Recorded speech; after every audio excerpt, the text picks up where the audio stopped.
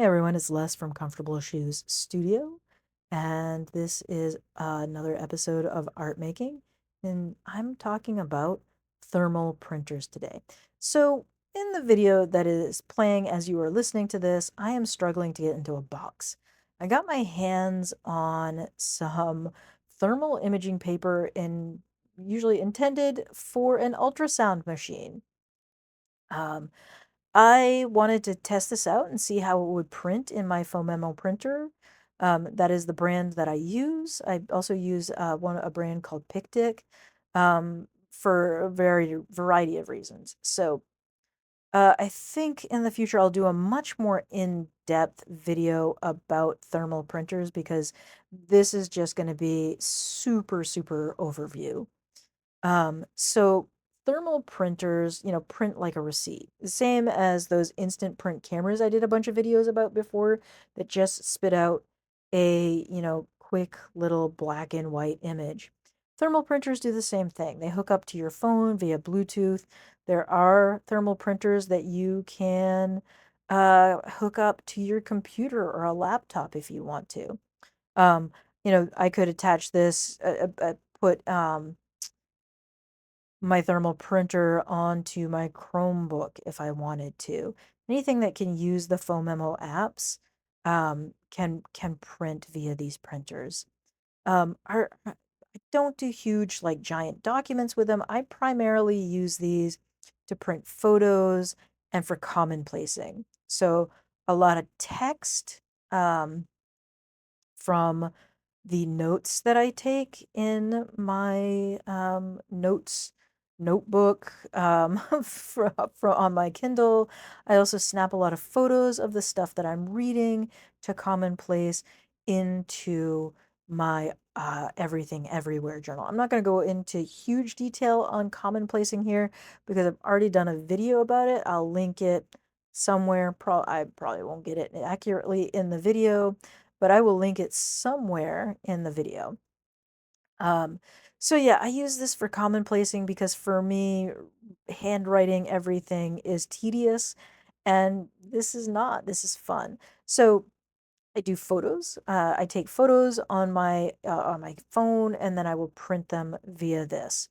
It works really well. It's fast. Does crisp, clean prints, and is a lot of fun. So, it's a quick way for me to capture an image from my daily life.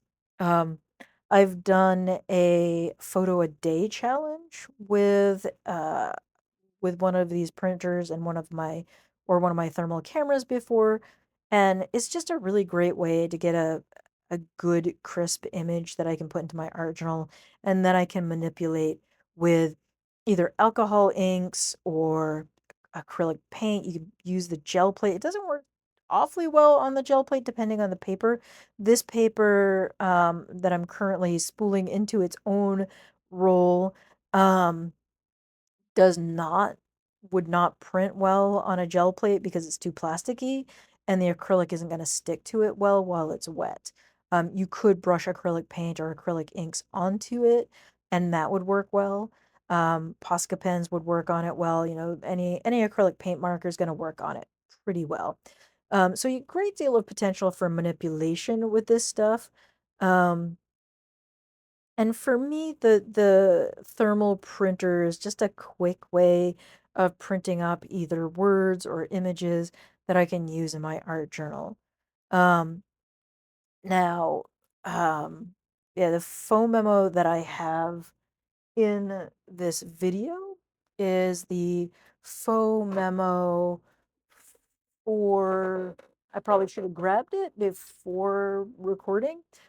So it is the FOM Memo mini printer model MO4AS. This is probably my favorite of the portable FOM Memo printers. I wish I could say that FOM Memo was sponsoring this video, but they're not. I'm just a fan of their products. There are a lot of different brands of these little mini thermal printers, but FOM Memo's app I really like. If you use a thermal printer that is a different brand that you really like their app, leave a comment about it because I'm always interested in other brands. I do use a brand also called Picdiic, which I know that is a terrible brand name, but the great thing about them is that their app is actually pretty fantastic, and it has a feature where it will split an image and print it in two halves, which I think is fantastic. I wish FOM Memo would bring that into their app. That would make them like the killer of every other app. So in this section of the video, I am printing some photos or some screenshots that I took from a Linda Berry book. Um, and I do have an error here, which I've never had before. There's a connection error that caused the images to not print properly.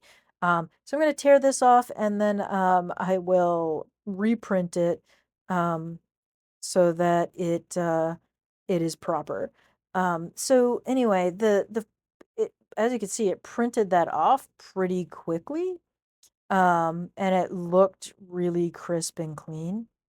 Um, yeah, so really a big fan of these little printers. All right, you can see here with that ultrasound paper, super crisp, high contrast, black and white images. These thermal printers only do black and white unless you buy special paper. I believe there are some papers that can do black and red. I also know that there are papers you can buy that will print in blue. All right, so in this video, or this section of the video, I am commonplacing some Linda Berry pages that I felt particularly inspired by. And you can you can see that I'm using a glue runner or a tape runner for this. I'm using the Elmer's Permanent here, and that works really, really well until I bind it up. But yeah, so using a glue runner, I think, is imperative for this type of paper. This paper is particularly plasticky, and I've used a bunch of different glues. Um, and I have just found that the dry, tape runners work the best for me. And I've used glue stick, and the reason I don't use glue stick anymore is because these papers have a bit of a plasticky coating. So the glue stick doesn't sort of soak into the paper of the printer. And the actual images end up peeling off the page. So this is why I use the glue runners.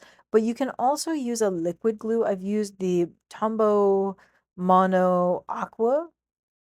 It works really, really well, but it does leave wrinkles on the paper. I've used a couple of different liquid adhesives that work pretty well, but again, they do have a tendency to wrinkle the paper. So you got to pick what works for you, what's going to be acceptable. Maybe you're going to just use washi tape and tape it in, whatever works. So I managed to foul up my tape runner. I take it apart and do eventually fix it. But yeah, if you want these things to stay on the page, use a tape runner. So in my next or in another video, in an upcoming video, I will talk more in depth about these thermal printers and how they work or don't work. So with that, I'm going to say thank you for being here. Thanks for watching. And I hope I see you next time. I want to say also, if you have any recommendations in terms of thermal printers, put that in the comments. I always love to hear about more. And thank you for being here. Thanks for the comments and all of that. Bye.